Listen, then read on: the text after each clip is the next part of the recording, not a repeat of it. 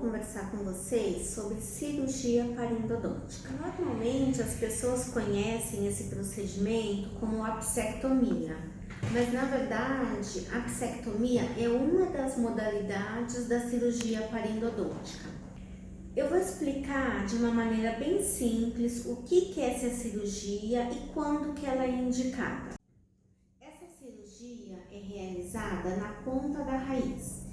Normalmente quando a gente faz essa cirurgia, porque tem uma lesão grande, na radiografia, quando a gente olha uma lesão, a gente tem uma imagem escura. E tem casos que essa imagem ela tá até bem preta. O que quer dizer isso? Quer dizer que não existe mais osso nessa região.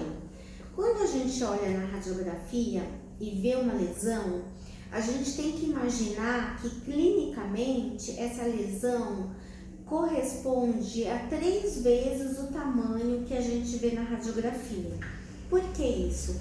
Porque o osso ele não é formado por uma única camada, ele tem uma camada mais externa, que a gente chama de cortical, ela é mais dura, e tem uma camada interna que a gente chama de esponjosa.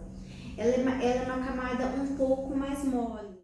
Para a lesão aparecer na radiografia, ela precisa, além de reabsorver o osso da camada interna, reabsorver a camada cortical. Então, enquanto não reabsorve essa camada externa, a gente não vê na radiografia. Então, daí vocês imaginam que às vezes pode já existir uma lesão e a gente não visualiza na radiografia, porque ainda não chegou a reabsorver uma quantidade de camada cortical suficiente para aparecer. Cirurgia, o que a gente faz? A gente está ajudando o organismo a combater a lesão, porque na maioria dos casos essa lesão é grande. A lesão é uma infecção, é um tecido inflamatório. O tratamento de canal faz? Tirando o substrato das bactérias, que é o conteúdo do canal que está infectado, teoricamente essas bactérias que estão na superfície externa da raiz vão morrer e aí o organismo consegue combater a lesão. Mas tem casos onde só o tratamento de canal não é suficiente. Tem bactérias também na superfície externa da raiz. Por isso que a gente trata, retrata e a lesão não regride. Nesses casos, a gente indica essa cirurgia. É o que a gente chama de lesão refratária. Só o tratamento de canal não é suficiente para combater essas bactérias e dar condições para o organismo reparar a lesão.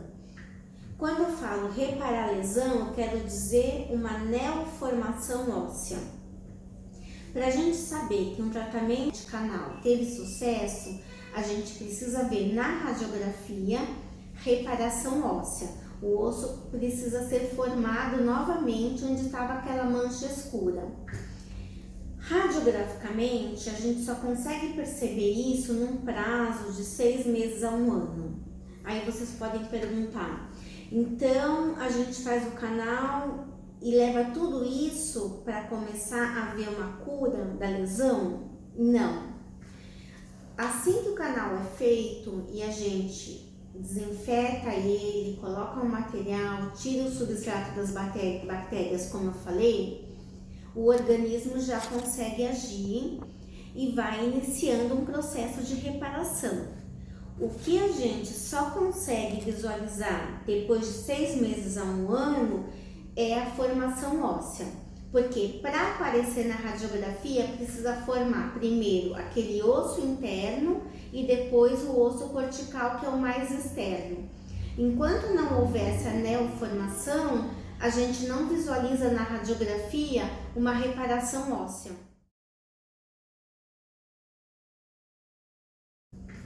Por isso que é importante, quando a gente faz um canal, um acompanhamento radiográfico. Tem casos onde a gente faz o canal, o paciente não tem sintoma nenhum, mas a gente precisa acompanhar, porque se a gente percebe que não está havendo uma reparação, é necessária fazer essa cirurgia. Como tem outros casos também, como eu mencionei anteriormente, que que a gente trata uma vez, a lesão não regride, retrata o canal, a lesão não regride, às vezes faz até um segundo retratamento. Aí não adianta, aí tem que partir para a cirurgia mesmo. Outra coisa, às vezes tem uma fístula, que é aquela bolinha de pus na gengiva. A fístula é uma exteriorização da lesão, daquela infecção que está lá dentro no osso, então ela cria um caminho até chegar na gengiva e formar bolinha de pus. Aquela bolinha de pus é a secreção que está lá dentro, em contato com a ponta da raiz e que vai lá para fora via fístula. Numa cirurgia, a gente remove tudo isso. O tratamento de canal, na maioria das vezes, consegue sanificar essa região e fazer com que a fístula regrida. Os casos onde a gente não consegue ter esse sucesso endodôntico, é uma outra indicação de cirurgia. O que a gente faz nessa cirurgia? A gente abre, remove todo esse tecido inflamatório mecanicamente, limpa bem, deixa o osso saudável, limpa a superfície externa da raiz, alisa ela. Tem casos onde a gente precisa cortar a pontinha da raiz. E aí a gente coloca um material, na maioria dos casos, para fechar a comunicação entre a raiz e o meio externo, que era onde estava essa lesão.